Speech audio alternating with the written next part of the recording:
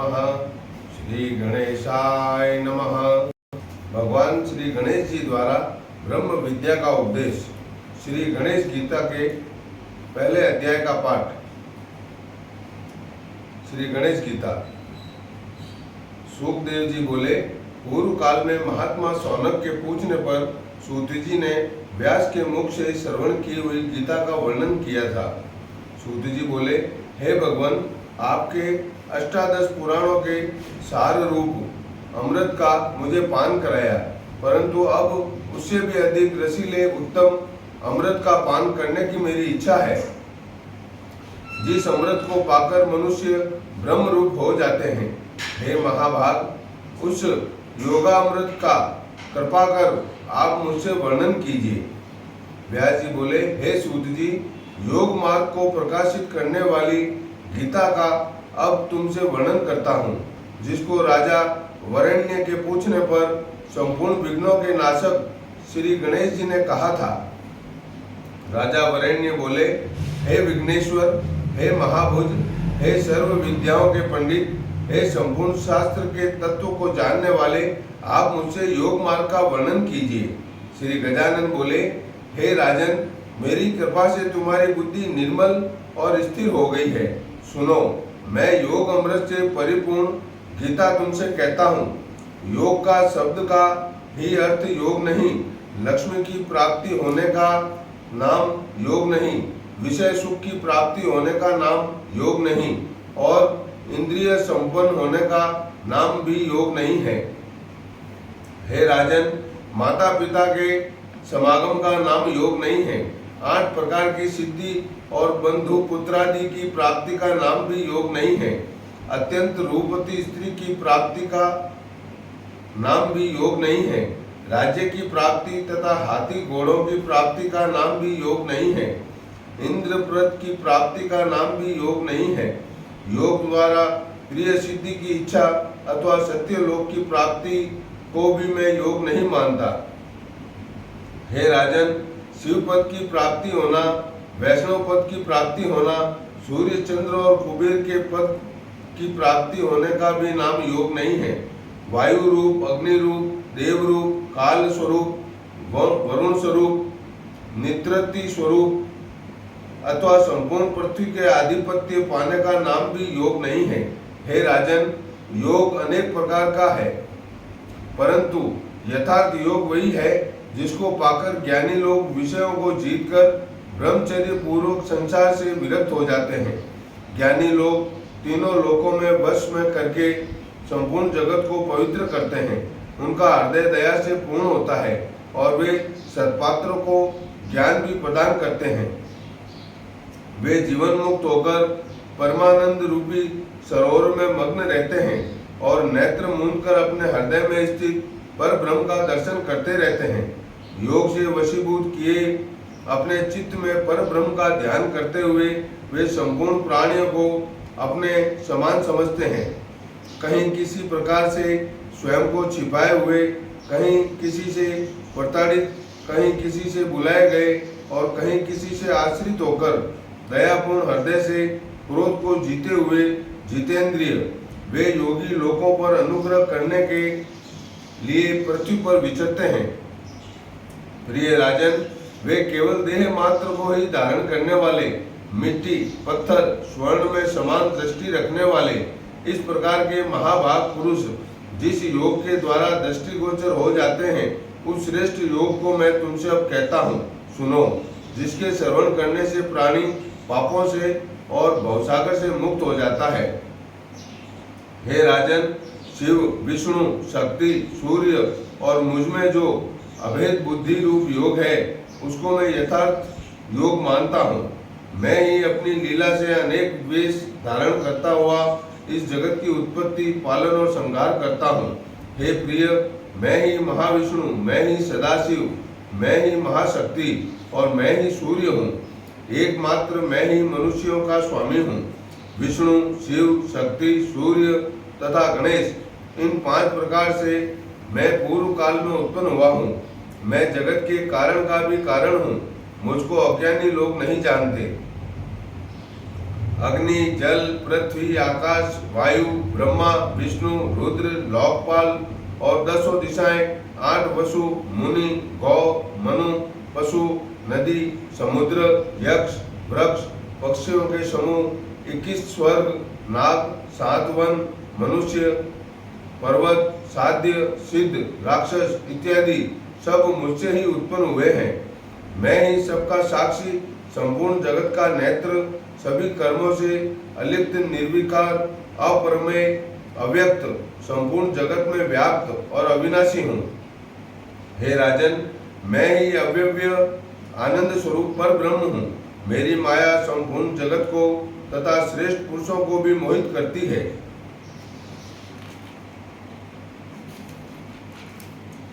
वह माया सदा काम, क्रोध आदि 6 विकारों में इन प्राणियों को लगा देती है। योग से जब स्नेह स्नेह अनेक जन्म के माया के कपाट दूर हो जाते हैं, तब वह यह प्राणी विषयों से जागकर और उनसे विरक्त होकर इस ब्रह्म को जानता है, जो ब्रह्मा शस्त्र समूह से कट नहीं सकता और अग्नि से दग्ध नहीं हो सकता, जल से गल नहीं सकता, पवन से सूख नहीं सकता, और हे राजन, जो इस शरीर के नष्ट होने पर भी नष्ट नहीं होता।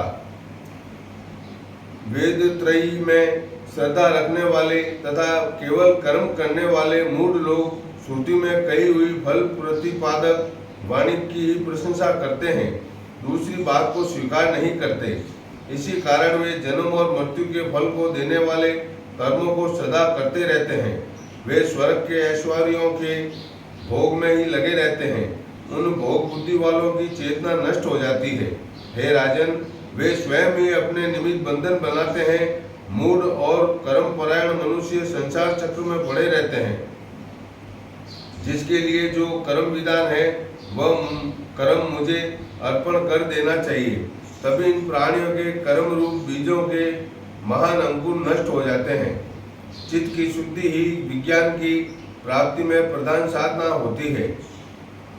विज्ञान के द्वारा ही ऋषियों ने परब्रह्म को जाना है। हे राजन,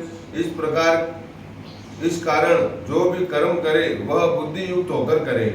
किसी को स्वकर्म और स्वधर्म का त्याग नहीं करना चाहिए। यदि कोई कर्म का त्याग करेगा तो उससे उसे सिद्धि की प्राप्ति नहीं होगी। ज्ञान में प्रथम अधिकार भी कर्म से ही प्राप्त होता है।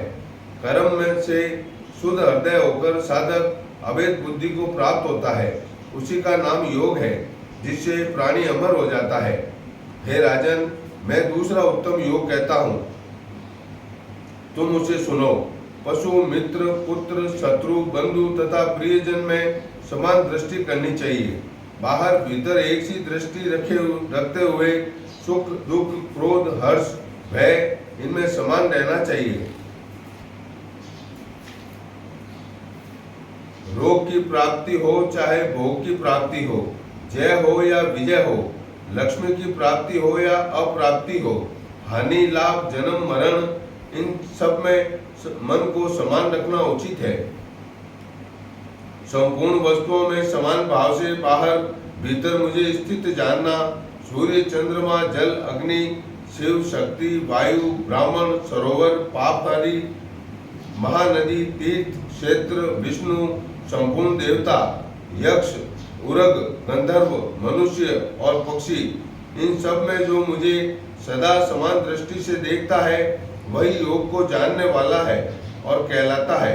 हे राजन, जो ज्ञान द्वारा इंद्रियों को विषय से हटाकर सर्वत्र समान बुद्धि रखता है वही मेरी दृष्टि में योगी है।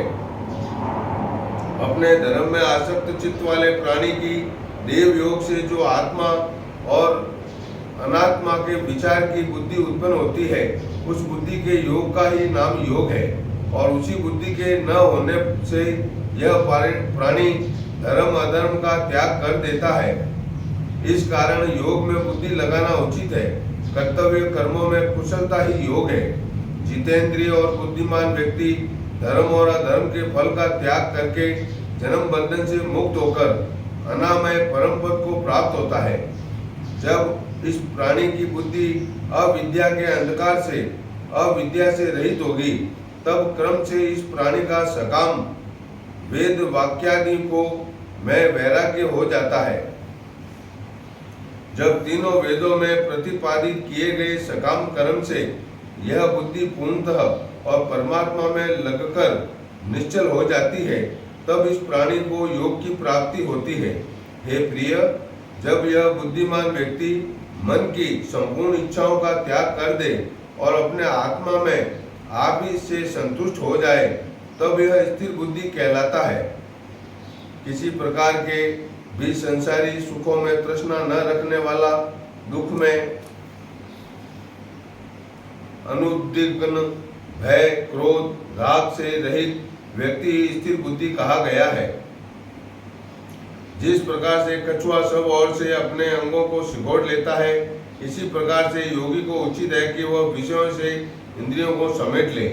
भोजन त्यागने वाला साधक के विषय तो नष्ट हो जाते हैं, परंतु उनका अनुभव बना रहता है। ब्रह्मा की प्राप्ति होने से वह राग भी नष्ट हो जाता है। हे राजन, इंद्रिय गण मोक्ष के लिए प्रयत्न करने वाले विद्वान पुरुष का भी मन बलात् हर लेती है। इस प्रकार बुद्धिमान पुरुष को इंद्रियों को वश में करने का यत्न करना चाहिए। इंद्रियों को वश में करके योगी को सदा मेरे परायण होना चाहिए।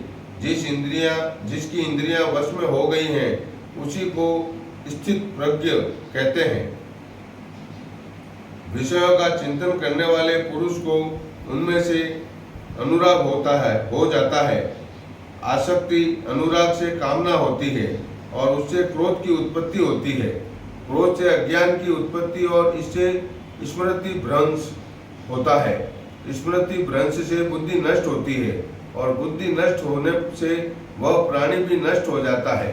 अनुराग और द्वेष से रहित, अपने वश में आई इंद्रियों से विषयों का भोग करके भी चित्त को अपने वश में रखने वाले महापुरुष संतोष और शांति को प्राप्त होते हैं।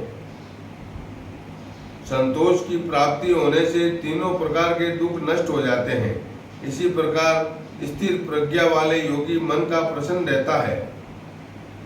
हे राजन, बिना चित्त प्रसन्न हुए बुद्धि की प्राप्ति नहीं होती और बुद्धि के बिना श्रद्धा नहीं होती। श्रद्धा के बिना शांति नहीं होती और शांति के बिना सुख नहीं होता। पवन जिस प्रकार नाव को जल में डुबो देता है, वैसे ही जो मन विषयों में विचरने वाले अवशीभूत इंद्रिय रूपी घोड़ों के पीछे भागता है, वह प्रज्ञा को हर लेता है। हे राजन, अज्ञान से आच्छादित संपूर्ण प्राणियों के लिए जो आत्मज्ञान रात्रि स्वरूप है, उसमें इंद्रियों को वश में करने वाले संयमी योगी जागते हैं। और जिस विषय बुद्धि में संपूर्ण प्राणी जागते हैं, वह विषय भोग ज्ञानियों के लिए रात्रि स्वरूप है।